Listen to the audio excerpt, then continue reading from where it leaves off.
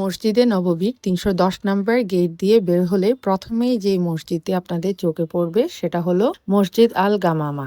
গামামা শব্দের অর্থ হলো মেঘ বা মেঘমালা। নবী করিম সাল্লাল্লাহু সাল্লামের জীবন দশায় একবার মদিনায় তীব্র অনাবৃষ্টি এবং খরা দেখা দেয়। তখন মহানবী সাল্লাল্লাহু সাল্লাম এই খোলা ময়দানে এসে আল্লাহর দরবারে বৃষ্টির জন্য বিশেষ প্রার্থনা বা সালাতুল ইস্তিসকা আদায় করেন। নামাজ ও দোয়া শেষ হওয়ার সাথে সাথে অলৌকিকভাবে আকাশে মেঘের ঘনঘটা তৈরি হয় এবং মদিনায় রহমতের মুষলধারে বৃষ্টি শুরু হয়। এই ঐতিহাসিক ঘটনার স্মরণে পরবর্তীতে এখানে নির্মিত মসজিদটির নাম রাখা হয় মসজিদে গামামা। নবী করিম সাল্লাল্লাহু সাল্লাম তার জীবনের শেষ 4 বছর মদিনার এই খোলা মাঠে ঈদের নামাজ আদায় করতেন। এই কারণে এই স্থানটিকে প্রাচীনকালে মসজিদে ঈদ বা মুসাল্লাহ নামেও ডাকা হতো। নবীজির যুগে এটি একটা খোলা ময়দান ছিল। পরবর্তীতে ইসলামের প্রথম শতাব্দীতে খলিফা ওমর বিন আব্দুল আজিজ রাদিয়াল্লাহু আনহু সর্বপ্রথম এখানে স্থায়ী মসজিদ কাঠামো নির্মাণ করেন।